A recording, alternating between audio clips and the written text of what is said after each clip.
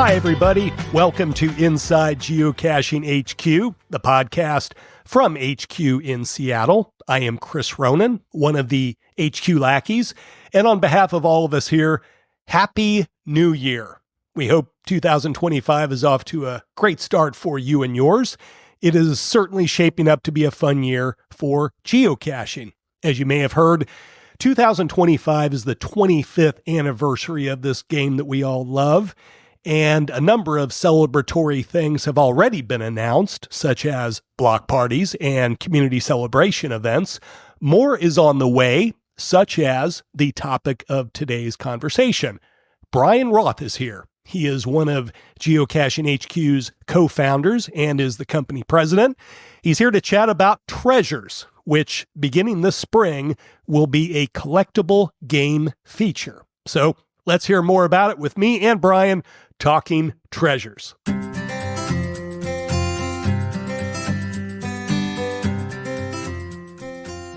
So Bryan is with us, and Bryan, this is the first time since 2023 that you avoided the podcast all of 2024.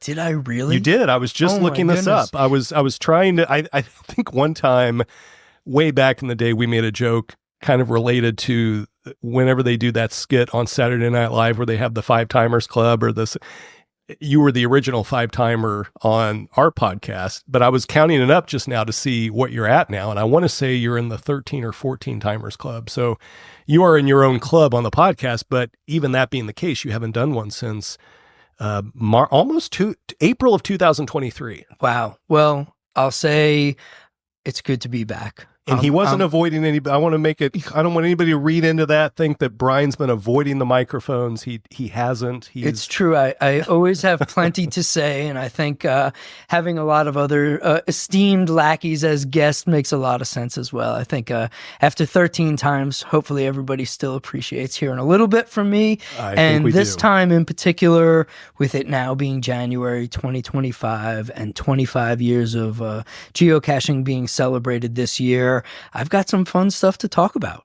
Yeah, and later in the year, we'll do maybe more of a retrospective and maybe get Jeremy in here and we can talk about that kind of stuff. But just briefly, as we approach the 25th anniversary of when this game started, it must be wild for you.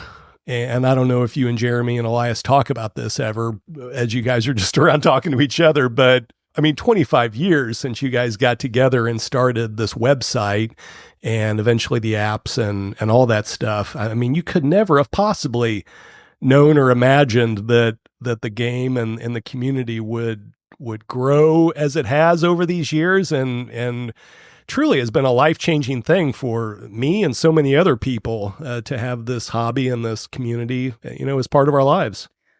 It's funny, Chris. I've actually been thinking about this quite a bit recently. 25 years, if you figure at best we get to live for 100 years, and, I'm not counting on it, obviously, but 25 years is a quarter of a lifetime. That's a long time. And I'll say, one of the things that's been profound for me is just how many things have happened in 25 years. There's so many stories that have been told and things that have occurred just that we've forgotten about. And so every now and then somebody will remind me of something and I'm like, oh my goodness, that's 16 years ago or that's 20 years ago. And it's amazing to think about what has transpired over 25 years. And as you know, we talk about impact at HQ all the time, and just the amount of impact that this game has had on the lives of millions of people around the world, including you, including myself, my family, friends. It's remarkable. We're so fortunate to be a part of it, and now we get to celebrate together as a global community, and it's one more moment in time that we all get to enjoy. And so I'm just really excited for 2025 and especially what comes next. And there's a lot coming next, a lot of stuff that we'll talk about over the course of weeks and months. But the primary thing we're here to talk about today is Treasures, which is a new project that HQ is just announcing that you are very involved with. for people that are just learning about it? How would you, we'll get into more details, but just kind of briefly, what is Treasures and why should people be excited about it? So, as you mentioned, we announced it this morning that we're releasing Treasures, which is kind of a new feature set that sits on top of geocaching. And so basically, Treasures are collections of digital items that can be found in geocaches. And so that's in a nutshell, that's what it is. You would go out, you find a geocache that meets certain qualifications, and when you log it, you would receive a treasure. We would help you understand this treasure is part of a specific collection. As you find all of the treasures in that collection, you would complete the collection. For some collections, you would earn a souvenir. For some collections, it's just the joy of completing the collection. And so the plan for this year is to release a series of collections throughout the year. And we're going to start in March, at least that's the plan for now, is to start in March with an introductory collection for everybody. And so the goal will be to introduce people to the feature set, let them understand how it works, let them understand what it means to find a digital treasure, add it to a collection, what it means to complete a collection, how you can look at your treasure inventory and see all of the treasures you found, all the collections you've completed. But really, it's a new way to add more challenges to the game. And I'm not obviously talking about challenges as sort of how they're related to caches, but just sort of put things in front of people that they may decide they want to go out and do. Like, for example, we've been playing with it a little bit at HQ over the last couple of months, and we've gone out and released some internal collections. And I know when I see what I have to do in order to go get those treasures, I'm looking at it and saying, all right, these are the types of caches I have to find. I have to find so many of them to complete the collection. And it's just another form of motivation and joy. One of the cool things about treasure collections is that we have a lot of flexibility in how we define a collection. That is, what makes up the collection? Is it navigational tools? Is it hiking gear? Is it lackey coins, for example? Is it avatars? The sky is kind of the limit, and anything that you can think of that could be a group, if we associate it with art, we could create a collection. Each collection has specific requirements in order to find those treasures. So, for example, we can set requirements related to the difficulty in terrain, how many favorite points a cache has to have, what types of caches can have these treasures in them, how many finds a player has in order to have access to a collection. Are there collections that need to be completed in order to unlock future collections? With that flexibility, we have the ability to put different types of challenges in front of different types of people or different types of players in terms of how they want to play. So, for example, over the past many years, we have heard from geocachers that some of our marketing promotions are a little bit too easy to complete. Or some people say they're a bit too hard, but you can imagine now where we can create a collection that is accessible for kind of casual players, where maybe you have to find 5 traditional caches that have a difficulty of 2 or lower in order to collect a series of navigational tools. And so when you go out, each time you find a cache, you get a new navigation tool. It's digital art. It goes into your treasure collection. When you complete the collection, you can get some type of award, or you just get the joy of knowing that you've completed the collection. But what we could also do is we could say, well, we know there are players out there that will do that, within the first hour after we release the collection. So how can we create something a bit more challenging? So we could say, well, not only maybe this collection is only multi-caches with a difficulty of 4 or above, and maybe you need to find 10 items, and maybe each time you find one of those caches that fits the requirements, the odds of getting a treasure is still 10% or 30% or 80%. So we can really, by turning the dials on the requirements for each collection and each treasure, we can put different types of challenges in front of different people.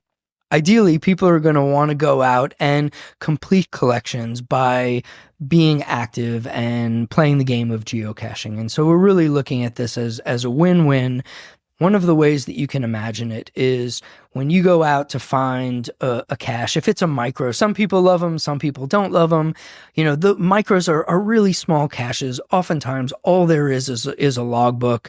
Sometimes it's that little rolled up piece of paper, and it's a little bit difficult to get it back in the cache. And, it's sort of the joy you get is, well, I traveled to this location. Hopefully it was a cool journey. I found the cache. I had that eureka moment. Now I opened it, signed, my initials on the piece of paper, put it back where I found it, and, head out. But what if that cache is one of the ones that you need in order to get the last piece of a collection? And you go out and you say, all right, I know I logged this, and you get the award pops up on mobile or web, and it's like, hey, now I've gotten something more. Now I have an extra moment of a eureka. I have a moment of delight because I've completed the collection. Maybe I've unlocked a souvenir or some other reward, but by adding this layer of treasures, we're hoping to make geocaching more fun, more exciting, make the fine moment even more joyful for everybody who's playing.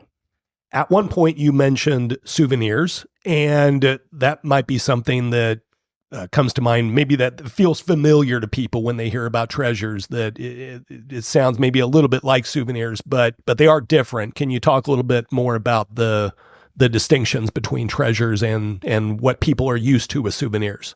Absolutely. So yes, souvenirs are different than treasures. Souvenirs basically commemorate specific geocaching finds and activities, like finding a cache in a new region, a new state, new country, province, finding a cache on a certain day, like last first, completing goals in a geocaching marketing promotion. Treasures are digital representations of objects that would be found or encountered when logging geocaches. So like a compass or a matchbox car or a rubber ball. One of the cool things about treasures being digital is that we don't really have to limit ourselves to things that would fit in a geocache. And so, for example, rather than find, let's say, a space rock from Mars, maybe you find a Mars rover in a nano cache or a micro cache. And so being able to have the flexibility to play and create fun series of treasures, fun collections of treasures, is something we're really looking forward to. Each treasure, as I mentioned, belongs to an individual collection, which can be completed when all required treasures have been found for that collection.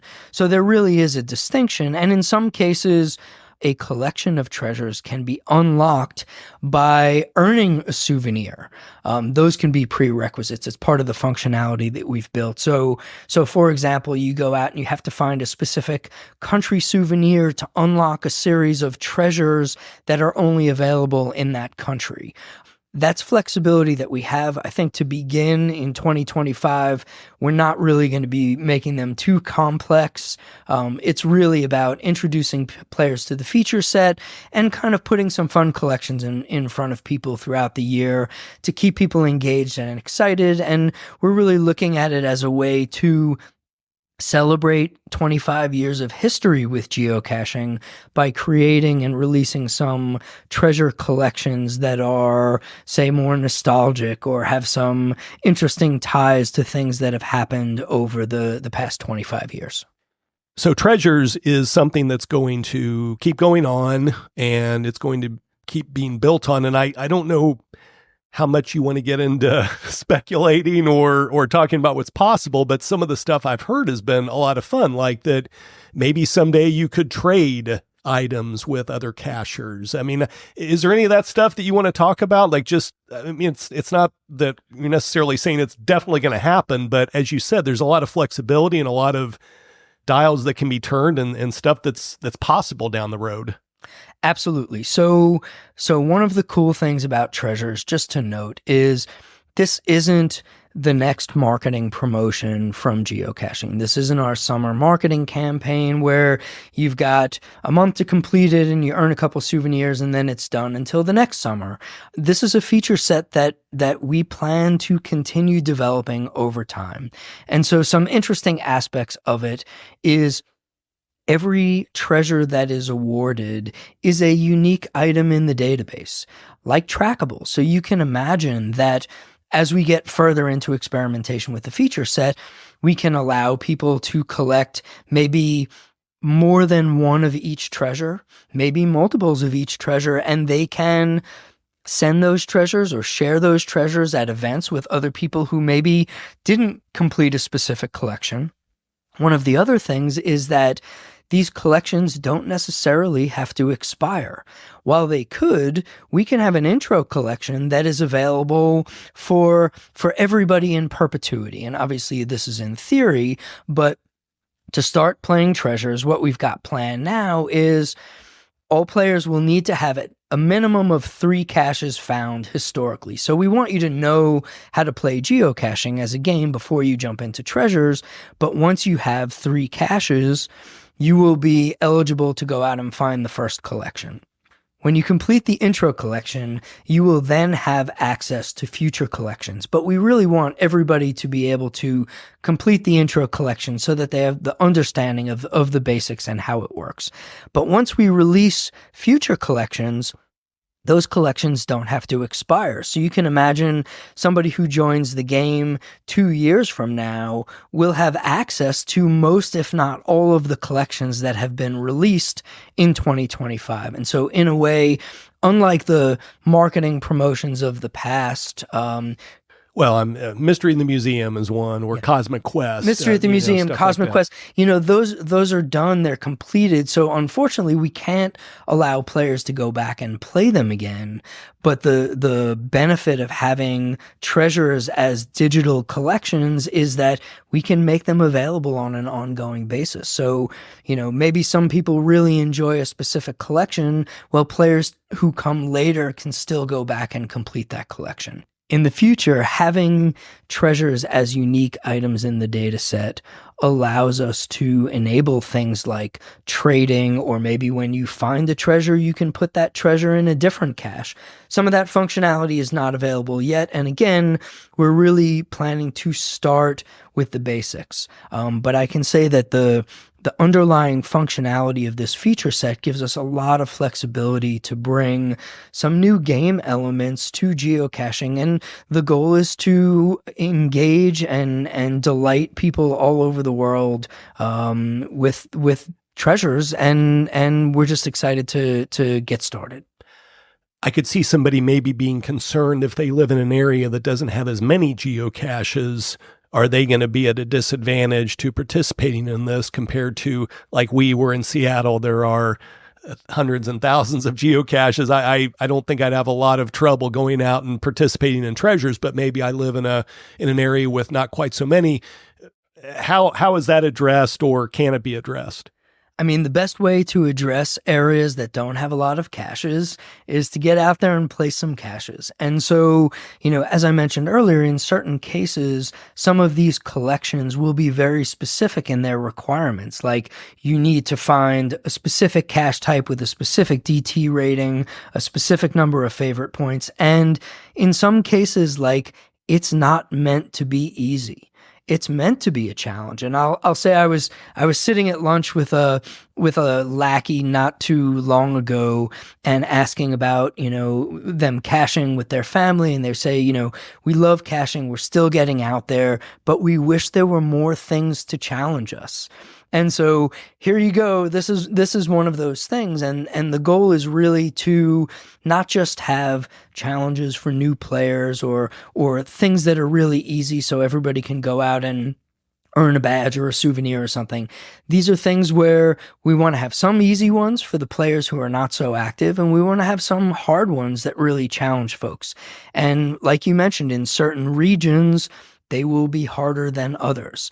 And the goal for us with this this feature set with this platform element is to learn what works and learn what doesn't work. And so, as I mentioned, there's a lot of dials, and we're going to be turning those dials to figure out how can we best entertain people? How can we add something that's fun to this game that gets people excited to go outside geocaching, and also excited when they find a geocache, and maybe a little bit more so than we have been historically. And I think that's the beauty of this feature set. We all know the eureka moment of having a cool journey, going out and having a fun cache hide, or maybe finding a cool container, or, finding a cool spot with a wonderful view. But this is something that can actually add to that. So as good as it already is, we're hoping to make it a little bit better in the coming years with digital treasures. And one thing I was just thinking as after I asked the question is I think one of the benefits, as compared to the souvenir campaigns that have a finite amount of time, maybe it takes you longer to finish a collection as if you live or if you don't cache as much, or if you live in a spot that doesn't have as many caches, but you've got more time to do it. It's not necessarily just going to end after a month or after 2 months, like our souvenir campaigns, that they all end at some point, right? And so maybe this is one of the advantages of treasures. That's correct. It's one of the elements of flexibility that we can play with. So, if we wanted, we could have a collection that's only available for a specific time. But I think the default is going to be to have these collections available in a way that's not time limited, to allow for people with the flexibility, depending on, what they've got going on in their lifestyle or seasonality in their region, so that they can go out and, we know, based on what we've seen over 25 years from the community, that there will be people who want to go out and get these as fast as possible, or be the one who finds the most or completes the collection the quickest. But there will be other players who are just a little bit more casual about it. And, the goal with this is really to find a way to entertain all of those folks and make this game more fun for everybody. And not to get too into the weeds on this, but one thing I've heard a few people just internally ask about, and so I'll ask, is if you don't want to do this, if you don't want to play treasures, can you turn it off and not get notifications and stuff like that? Yeah, and so the one thing that we will be adding is the ability to turn off the notification. So the way that it works right now, or the way that everybody's going to see it working in March, is that when you find a geocache that meets the qualifications for a specific collection, you'll have a pop-up in the mobile app, you'll have a pop-up on the website saying, congratulations, you found a treasure. And there'll be links to the treasure collection, there'll be links to your treasure inventory. In the treasure collection, there's notes that will show you what you need to do in order to get more treasures in that collection. Also, in the app and on the website, in your profile, there'll be a section called Treasures. So when you click on that, you'll be able to look at the available collections. You'll be able to look at the treasures in your inventory. And so one of the things that we realize is if people are really active and they're getting those award messages, while it might be delightful for most people, some people might say, hey, this isn't for me.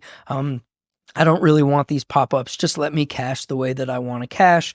You'll be able to go in and turn off the notifications. So while you'll still be able to go into your profile and see what treasures you've collected, if you're not looking for them deliberately, you may or may not get them. You may or may not complete the collections, but we can prevent the notifications from showing up, so you won't have to see it. Based on what we've seen here at HQ, testing the feature set, I don't think there's anybody who's really looking to turn off the notifications. It's another moment of delight. It's an award moment. It feels special, but we really, in doing what we can to try and serve everybody, we wanted to add the ability for people to turn off the notifications if it's something that they don't want. And this is treasures available to premium and basic members all community members can participate in this. That is correct. All community members will have access to treasures. One of the things that we can do is we can have collections that are only available for premium members. And as one of the ways of thanking the premium members for so much support over the many years and really helping us get to do what we do for the community, I'll say that there will likely be at least one, if not more, premium collections in the future, but there will also be more and more collections available to everybody as well. Well, that's a lot for people to take in, and they can go to the geocaching blog to learn more. There's an FAQ that will be coming out, and watching the calendar, I guess, right, Brian? Because throughout the year, there will be, once we get past the initial collections, there will be more later in the year as well. More collections to come in 2025 and beyond. And, as we get closer to the release of treasures, we'll share more details about what to expect, how you can find treasure, how collections work, and how you can share feedback with us. I think once folks see what collections look like, people are going to have a lot of ideas for like, oh, this could be a collection or that can be a collection. And we will be looking for ideas. We will be looking for feedback. Again, we think that this is a feature set that can really add to the game over time. And we're going to want to hear from the community what you think and how you think we can make it better. And we're just excited to bring it to the game and the community, and excited to see how people engage with the new feature set. So stay tuned. It's coming soon.